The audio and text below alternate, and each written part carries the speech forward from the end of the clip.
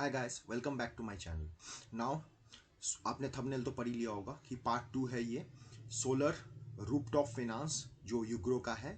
तो इसके बारे में हम डिस्कस करेंगे कि आपको सोलर रूफटॉप फाइनेंस के लिए आप कैसे एलिजिबल होगा, क्या पैरामीटर्स होगा।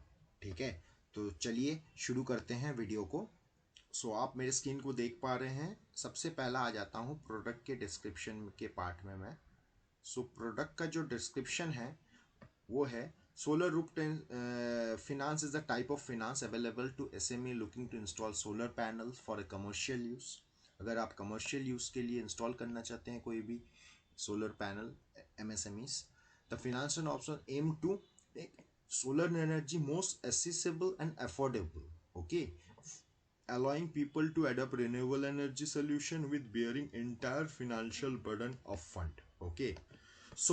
इसका मतलब हिंदी में मैं समझा देता हूँ आपको कि लूलर सोलर रूफटॉप जो फाइनेंस है वो है छोटे स्मॉल मीडियम एंटरप्राइजेस जो अपने कमर्शियल यूज के लिए सोलर पैनल इंस्टॉल करना चाहे वो अपने छोटे सी फैक्ट्री के अबॉव में यूज करना चाहते हैं कि अपनी इलेक्ट्रिसिटी को कंज्यूम करने के लिए, या ऐसा कुछ उन्होंने प्लान किया है ताकि कोई भी सोलर एनर्जी यूटिलाइज कर सके। करेक्ट। तो उस एरिया के लिए हम लोग ये सोलर फाइनेंस प्रोवाइड करेंगे, क्योंकि पीपल को सबसे पहला चीज़ है कि रिन्यूएबल एनर्जी का सोर्स है। आपको पता है कि इलेक्ट्रिसिटी जो है आपको बिल पे करना पड़ता है, और इलेक्ट्रिसिटी बनाने में कितना मेहनत, कितना कॉस्ट इफेक्टिव होता है। तो ये जो सोलर पैनल है ये वन टाइम इन्वेस्टमेंट होता है। एक टाइम लग गया तो आपको लाइफ टाइम के लिए बिजली आती रहेगी आपके घर पे। तो हर एक इंसान जो अपने घर या बिजनेस प्रेमिसेस में सोलर पैनल इंस्टॉल करना चाहते हैं तो ये लोन उनके लिए है। ओके, सोलर पैनल जो होता है उसको फोटोवोल्टिक मॉड्यूल्स कहा जाता है, are essential component to capture sunlight. मतलब जो ये फोटोवोल्टिक मॉड्यूल होता है सन से आने वाली रेस को कैप्चर करता है अपने अंदर। Okay, usually compose semiconductor material like silicones use होते हैं। इंटरकनेक्टेड सोलर सेल्स रहते हैं जो चार्ज होते हैं। Okay, now the inverter is responsible conduct direct current, मतलब डीसी करंट को electric produce by solar and alternative current which the electricity as commercially. Okay, now क्या करते हैं, ये इन्वर्टर जो उसके अंदर रहता है उसका काम रहता है, ये इन्वर्टर इंस्टॉल किया जाता है, राइट। ये आपका सोलर पैनल। तो ये इन्वर्टर का काम क्या रहता है, वो जो डायरेक्ट करंट प्रोड्यूस करता है आपका ये सोलर पैनल फ्रॉम सनलाइट, उसको अल्टरनेटिव करंट में कन्वर्ट करके आपको कमर्शियल यूज में यूटिलाइज किया जाता है, आपके घरों में कारखानों में पहुंचाया जाता है जाकि आप यूज कर सके।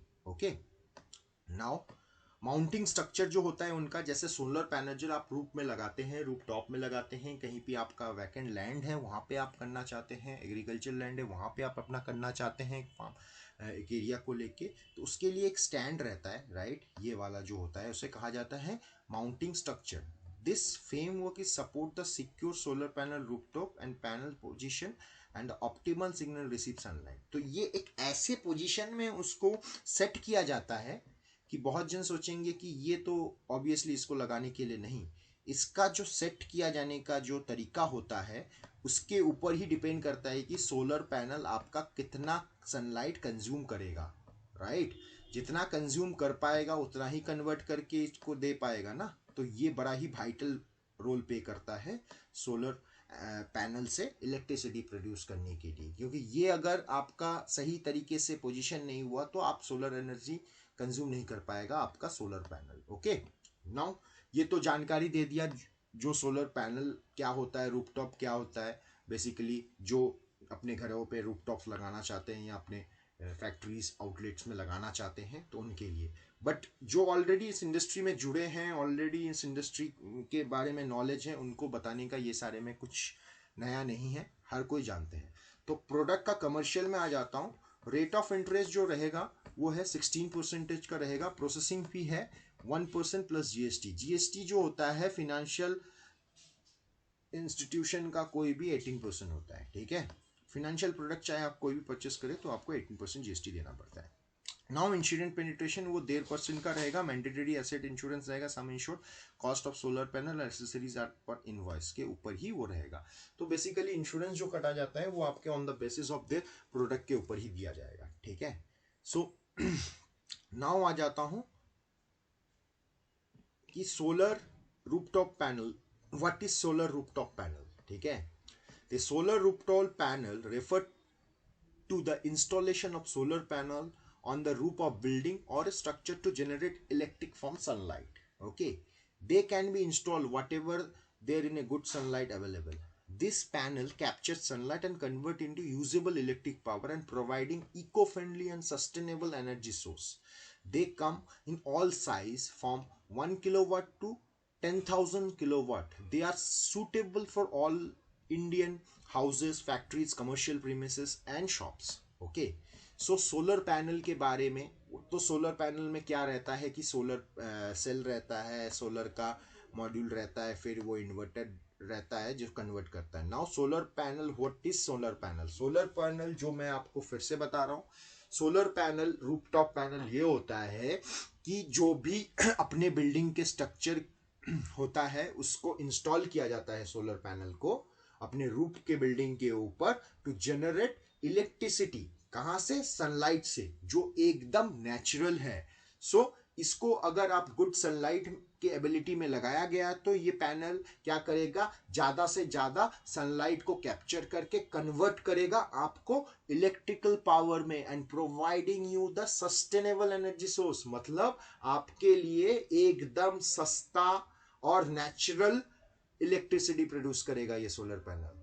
सो ये जो सोलर पैनल का जो साइज है वो 1 किलोवाट से 10,000 किलोवाट तक के लिए अवेलेबल है और ये ऑलमोस्ट ऑल इंडियन घरों में, फैक्ट्रीज में, कमर्शियल प्रीमिसेस या शॉप्स में आप इसको इंस्टॉल कर सकते हैं। हो गया। नाउ सोलर पैनल का फैक्ट क्या है?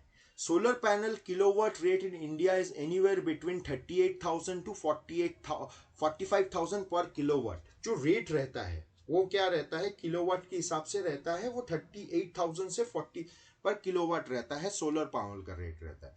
There are more than 10 components in a solar installation. उसमें 10 component in the solar installation है। OPEX project, also called PPA, can be done discretionally on the case process. Okay, since we fund 300 crore at 80% LTV, we can fund approximately up to 600 kilowatt project within the policy and 600 kilowatt project as a deviation. तो ये बड़ा ही important point है guys कि आपका जो भी solar funding होगा इस पॉइंट के बेसिस में होगा। ओके, 600 के डेविएशन का ले सकते हैं, जो बड़ा पैमाने में अगर फंड चाहिए होगा किसी को, ठीक है। तो और एलटीवी वैल्यू जो है 80% तक का रहेगा, ठीक है। Some example of OEM. OEM का फुल फॉर्म अगर जानना है तो मैं आपको बता देता हूं। ओईएम का फुल फॉर्म होता है, सो गाइस ओईएम क्या होता है जो बोलने वाला था, ओरिजिनल इक्विपमेंट मैन्युफैक्चरर। इसका फुल फॉर्म है ओरिजिनल इक्विपमेंट मैन्युफैक्चरर। मतलब जो ओरिजिनल इक्विपमेंट मैन्युफैक्चर करती हैं इंडियन स्टैंडर्ड में उनको ओईएम मैन्युफैक्चर कहा जाता है। उनको रजिस्टर्ड होना होता है बाकायदा गवर्नमेंट वेबसाइट में फॉर ओईएम, ओरिजिनल मैन्युफैक्चरर के लिए, ठीक है।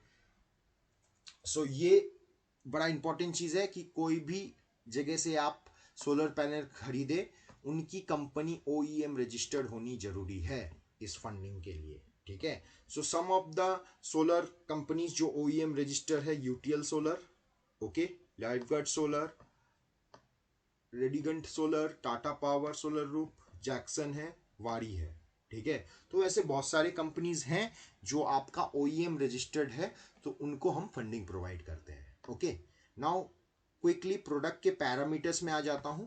जो लोन अमाउंट आपको मिलेगा 1 लाख से 300 लैक्स, मतलब 3 करोड़ तक का आपको मिलेगा। 3 CR तक का आपको लोन अवेलेबल होगा। ओके, नाउ लोन टेनियर जो रहेगा आपका 12 महीने से 84 मंथ तक का रहेगा, 84 मंथ का। विंटेज जो रहेगा बिजनेस का मिनिमम 36 महीने का होना चाहिए, 3 साल का विंटेज प्रूफ मस्ट है। ओके, इसके लिए को एप्लीकेंट का जो एज है वो है 23 से 65 के बीच में रहता है। डेविएशन मिनिमम 20 से मैक्सिमम एज 75 का मैच्योरिटी तक हम ले सकते हैं इस केस में। ओके, बैंकिंग टर्नओवर नॉर्म्स जो होगा वो 70% of turnover should be reflect on banking credits. आपके बैंकिंग क्रेडिट्स जो है बैंकिंग ट्रांजैक्शन में 70% ऑफ टर्नओवर रिफ्लेक्ट होने चाहिए। ओके, कैश ट्रांजैक्शन 30% होगा भी तो चलेगा, इसका मतलब ये है। Bureau and gross code norms जो आएंगे as per applicant CMR up to 7 यहाँ पे ले सकते हैं, अप टू 7 तक CMR में हम लोग ये सोलर पैनल वाला फंडिंग कर सकते हैं। को एप्लीकेंट की सिविल स्कोर जो है 650 के अबव होनी चाहिए। ठीक है, तो बड़ा ही अच्छा है नॉर्म्स, 7 CMR स्कोर एंड 650, काफ़ी रिलैक्सेशन है इसमें ब्यूरो का। तो कोई भी अब लोन के लिए अप्लाई कर सकता है अब सोलर पैनल के लिए। तो देख लीजिए ग्रोमो का स्कोर जो होता है, ग्रो का खुद का ग्रो कैपिटल के internal A+, A, B, C, D, D and E are not funded, D और E के बीच में आ जाते हैं तो आप फंडेड नहीं होते हैं, इस कैटेगरी के बीच में आते हैं, A+A, B, C में फंड करते हैं। ओके, अब रेसिडेंट स्टेबिलिटी मिनिमम 12 मंथ मतलब 1 साल का, और owned house in case of rented house office should be owned. Okay, कोई भी अल्टरनेटिव एड्रेस जो भी आप जैसे ऑफिस हो गया या घर हो गया आपका खुद का होना चाहिए। ओके, स्टेबिलिटी जो है 1 साल का होना चाहिए, ये बड़ा इंपॉर्टेंट है। नाउ टर्नओवर नॉर्म्स में आ जाता हूँ। कैपेसिटी जो है 10 किलोवाट टू 30 किलोवाट का जो है वो है 25 लाख का मिनिमम टर्नओवर होना चाहिए।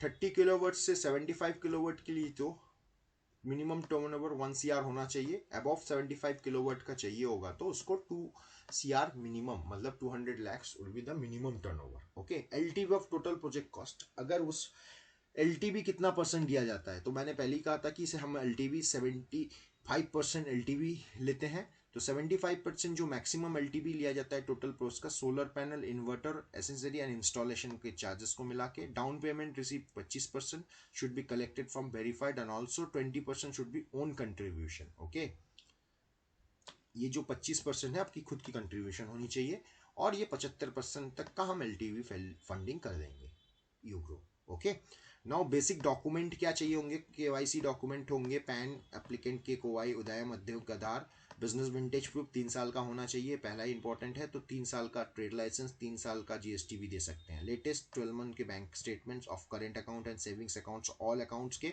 For sole proprietor and private limited companies के लिए बैंक स्टेटमेंट, जितने भी करंट अकाउंट है उसके बैंक स्टेटमेंट दे सकते हैं 1 साल का। ओके, लास्ट 12 मंथ का GST रिटर्न आपका जरूरत है। Okay, last 3 month electricity bill जो है फैक्ट्री हो या कहीं का भी हो वो इंपॉर्टेंट है। Okay, now and use, installation of solar panel at business premises for commercial use only. अच्छा, एंड यूज जो होना चाहिए अभी फिलहाल के लिए ये हाउस के लिए नहीं हो रहा है, जो भी हो रहा है वो अभी कमर्शियल यूज होना चाहिए। करेक्ट, तो ये installation of solar panel business premises जो कमर्शियल यूज करना चाहते हैं, न्यू बिजनेस है, ऑलरेडी सेटअप कर चुके हैं, उनका बिजनेस है ऑलरेडी, उसके पैनल अपने एग्जिस्टिंग फैक्ट्री के ऊपर जो बड़ा ही बड़ा फैक्ट्री है उसमें, जहाँ पे इलेक्ट्रिसिटी जैसे मिल हो गया, राइस मिल हो गया, दाल मिल हो गया, आपके वहाँ पे ज़्यादा से ज़्यादा इलेक्ट्रिसिटी कंज्यूम होता है, तो उनसे रिक्वेस्ट है, जो उनका विंटेज भी काफ़ी है, बहुत समय लॉस भी रन होता है ड्यू टू क्योंकि मैंने अपने आंखों से खुद ही देखा है कि बहुत सारे राइस मिल ऐसे हैं जो बंद हो चुके हैं विदाउट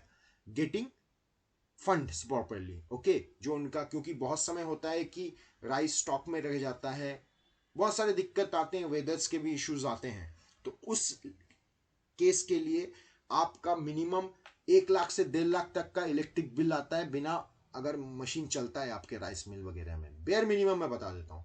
तो अगर आप ये इंस्टॉल कर लेते हैं अपने कमर्शियल बेसिस में, नॉट ओनली दैट, आप जो प्रोड्यूस कर रहे हैं आपके सोलर ने वो अपने भी यूज कर सकते हैं और उसको आप डिस्ट्रीब्यूट भी कर सकते हैं। राइट, तो ये बड़ा इंपॉर्टेंट चीज है। तो ये प्रोजेक्ट को अपना अच्छी आर्किटेक्ट से तैयार कीजिएगा, प्रोजेक्ट सबमिट कीजिएगा, हमारी टीम आपकी प्रोजेक्ट को वेरीफाई करेंगे और ऑब्वियसली हम आपके ऊपर काम करेंगे। ओके, लेकिन जरूर ये सारे पैरामीटर इंपॉर्टेंट हैं, आप ये जरूर देख लीजिए बेसिक प्रोडक्ट का parameter. Now pre disbursement documentation क्या चाहिए होगा, कंसर्न लेटर चाहिए होगा, KYC document of individual entity as per guidelines जो है, application form, acceptance sanction letter जो एक्सेप्ट किया है आपने साइन किया हुआ, इंश्योरेंस का जो कटेगा उसका form, loan agreement, other document, DPN, POA, BR etcetera जो भी डॉक्यूमेंट है वो देना पड़ेगा। पीडीसी, ईनैश जो भी है आपको देना पड़ेगा, पीडीडी होगा, फिर ओटीसी अप्रूवल्स के लिए रह जाएगा any other undertaking immediate applicable case on case basis. अगर कोई भी केस टू केस बेसिस में कुछ भी अदर डॉक्यूमेंट्स और अंडरटेकिंग चाहिए होगा, अनाउंस होगा, तो वो आपको ऑन द स्पॉट हमारी आरएम जो है वो आपको डिस्कस कर देंगे, ठीक है, यूग्रो की टीम की। तो जो भी इंस्टॉल करना चाहते हैं अपने कमर्शियल प्लेस के लिए बहुत अच्छा मौका है, यूग्रो का अच्छा फंडिंग भी कर रहा है अभी फिलहाल, ठीक है, तो आप लोग ये अप्लाई कर सकते हैं। नाउ डिसबर्समेंट का जो टर्म्स एंड कंडीशन है उसका थोड़ा मैं कर देता हूँ बात। डिसबर्समेंट का जो टर्म है 75% of loan to be disburse in the post approval, मतलब मैं पहले ही बता चुका हूँ मैक्सिमम हम लोग 75% एलटीवी करते हैं। अगर कोई चाह रहा है कि नहीं मैं 35% डाउन पेमेंट करके मैं 65% लूंगा तो 100% ले सकता है, ऐसा कोई नहीं है कि उसे 75% ही लेना पड़ेगा, ठीक है, बट हम लोग 75% तक ही दे पाएंगे LTV. Okay, 15% of loan to be disbursed post receipt of installation certificate from OEM dealer। Okay, OEM मैंने बता दिया है आपको, OEM डीलर जिससे आप माल खरीद रहे हैं या जो भी आपका इंस्टॉलेशन कर रहा है, OEM जिससे भी आप परचेस कर रहे हैं, चाहे वारंगी हो गया या कोई भी प्रोडक्ट कंपनी के डीलर से खरीद रहे हैं, उससे 15% ऑफ लोन जो डिस्बर्स होगा post receive of installation certificate. Installation certificate आपको जमा करना पड़ेगा यूग्रो के टीम के पास, तब 15% आपका लोन अमाउंट डिस्बर्स होगा। 10% post submission of original tax invoice, जो भी टैक्स इनवॉइस बन के रेडी होता है आपका पूरा कंप्लीट हो जाने के बाद 10% जो है वो आपका इनवॉइस जाएगा, और बाकी का मतलब 25%, 50% funding at the time of sanction approve disbursement के समय 50% फंडिंग ऑटोमेटिक चले जाएगा। ओके, सो ये है आपका डिसबर्समेंट टर्म्स जो है। एनर्जी सेविंग क्या होता है? Income due to energy saving can be added and existing eligibility, तो ये जरा इंपॉर्टेंट देख लीजिएगा, ठीक है। और कोई भी अगर पॉइंट आपको लगता है क्लैरिफाई नहीं है, जाए कमेंट कीजिए, हम आपको 100% क्लैरिफाई करेंगे, ठीक है। सो नाउ मैं ये लास्ट पॉइंट जो है बड़ा इंपॉर्टेंट पॉइंट है कि एलिजिबिलिटी का जो प्रोग्राम है सर आपने बोला उसको थोड़ा डिस्कस कर देते तो मैं मेरे प्रोग्राम में आ जाता, करेक्ट। तो सो मैं एक प्रोग्राम के बारे में डिस्कस कर देता हूँ, ठीक है, जिससे आपको भी क्लियरिटी आ जाएगी कि ये एलिजिबिलिटी का जो प्रोग्राम होता है वो क्या होता है। ओके, नाउ सो मैं पहले लेके आता हूँ एलिजिबिलिटी प्रोग्राम का जो है एबीपी, मतलब एवरेज बैंकिंग प्रोग्राम जो होता है, उसमें क्या होता है, maximum loan amount limit is equal to LTV और eligible loan amount on basis of allowed EMI, मतलब आपकी एग्जिस्टिंग ईएमआई कितनी है, विच एवर इज लोअर, जो सबसे कम रहेगा उसको कंसीडर किया जाएगा, करेक्ट कैलकुलेशन में। मैक्सिमम ईएमआई होगा 0.50 इंटू एबीपी, मतलब आपकी बैंकिंग एवरेज अगर सपोज 30,000 निकली एवरेज बैलेंस, तो उनको साथ मल्टीप्लाइड होके कस्टमर ऑपरेटिव अकाउंट में लास्ट 12 मंथ का हो, तो उसके बेसिस में ही एबीपी कैलकुलेट होता है ये प्रोग्राम में। ओके, जीएसटी प्रोग्राम में आ जाता हूँ। लास्ट 12 मंथ का जीएसटी टर्नओवर आपका देखा जाएगा, applied industry net margin on the turnover में नेट मार्जिन कितना रहेगा, calculate DSCSR considering existing and propose obligation. Okay, तो ये बहुत जनों ने बोला है कि कैलकुलेट डीएससीआर का फुल फॉर्म क्या होता है, तो गाइस डीएससीआर का फुल फॉर्म जो होता है डेब्ट सर्विस क्रेडिट रेशियो, इसका मतलब होता है डेब्ट सर्विस क्रेडिट रेशियो। ओके, सो उसके कंसीडरिंग एग्जिस्टिंग प्रपोज ऑब्लिगेशन के ऊपर ही कैलकुलेट किया जाएगा। एलिजिबल ईएमआई एज पर DSCSR 1.22 be considered. Okay, so ये जरा देख लीजिएगा, ये अपना इंटरनल टर्म है प्रोग्राम का, ये आपका इतना हेडेक नहीं है, जिनको भी समझ में नहीं आया जस्ट क्लैरिफिकेशन के लिए मैं बताया हूँ। ये पूरा ही इंटरनल क्रेडिट का है कि जस्ट किस बेसिस में आप लोग बोलते हैं ना कि एवरेज बैंकिंग किस बेसिस पे कैलकुलेट होता है, वो इस बेसिस में जो नॉलेजेबल पर्सन है जानते हैं फिनांस के बारे में वो ऑटोमेटिक समझ जाएंगे इसके बारे में। तो ये जस्ट आपके एक ब्रीफ के लिए मैंने दिया हुआ है, ये ज़्यादा आपका उतना इंपॉर्टेंट नहीं है आपके लिए, जो भी है पहले वीडियो में मैंने दे दिया। सेविंग्स एंड रिन्यूएबल एनर्जी में कलेक्ट 3 मंथ्स इलेक्ट्रिक बिल्स चाहिए। Okay, calculate average consumption of unit amount कितना चाहिए, calculate energy savings and solar panel installation same consumption के लिए, add up backup and saving higher loan eligibility के लिए होगा।